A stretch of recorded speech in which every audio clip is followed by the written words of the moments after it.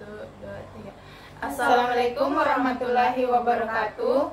Perkenalkan, nama saya Ingan Marcela Anton, NIM 2022 10240. Perkenalkan, nama saya Sisna Tamsil, NIM 2022 10027. Perkenalkan, nama saya Ina Ulandari, NIM 2022 10083. Baik, saya akan menjawab pertanyaan nomor 1. Bagaimana laporan keuangan dapat membantu manajemen, investor, dan kreditor dalam pengambilan keputusan bisnis? Jelaskan dengan contoh. Laporan keuangan memberikan informasi tentang kondisi keuangan perusahaan yang membantu pihak-pihak seperti manajemen, investor, dan kreditor untuk membuat keputusan. Manajemen menggunakan laporan keuangan untuk mengevaluasi kinerja perusahaan dan membuat keputusan strategis. Misalnya, jika laporan menunjukkan peningkatan biaya operasional, manajemen bisa mengambil langkah efisiensi biaya.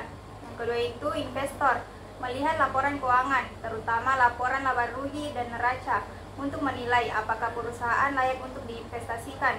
Misalnya, laba bersih yang tinggi dan rasio utang yang rendah bisa menjadi indikator baik bagi investor. Yang ketiga itu kreditor, menggunakan laporan untuk menilai risiko kredit. Misalnya, dari laporan arus kas, kreditor bisa melihat apakah perusahaan mampu membayar utangnya tepat waktu. Baik, saya akan menjawab pertanyaan dari nomor 2, yaitu uraikan peran masing-masing dari ketiga laporan keuangan utama, yaitu neraca, laporan laba rugi, dan laporan arus kas. Dalam analisis kondisi keuangan perusahaan, bagaimana ketiga laporan ini saling melengkapi dalam memberikan gambaran menyeluruh tentang kinerja keuangan perusahaan. Berikan contoh sederhana untuk setiap laporan.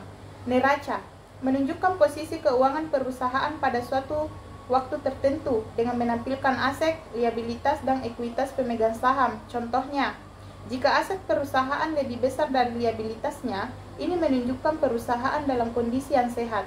Kedua, laporan laba rugi menunjukkan kinerja perusahaan selama periode tertentu dengan merinci pendapatan dan biaya untuk mengetahui laba atau rugi bersih. Contoh, jika mendapatkan lebih besar dari beban, perusahaan menghasilkan laba.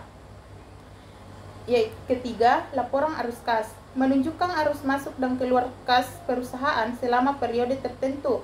Contohnya, arus kas operasi positif menunjukkan perusahaan menghasilkan uang dari operasi bisnisnya. Ketiga laporan ini saling melengkapi.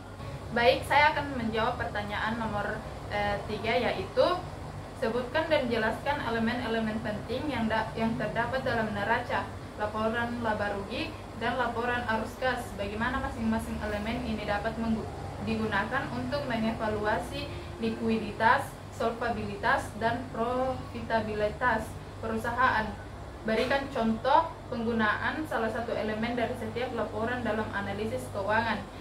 Yang pertama yaitu neraca. Elemen pentingnya adalah aset, liabilitas, dan ekuitas.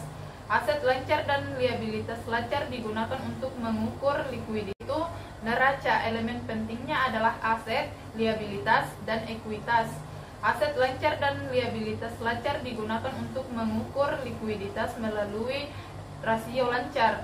Contohnya yaitu rasio lancar yang lebih besar dari 1 menunjukkan likuiditas yang baik. Yang kedua, laporan laba rugi. Elemen penting adalah pendapatan, beban, dan laba bersih.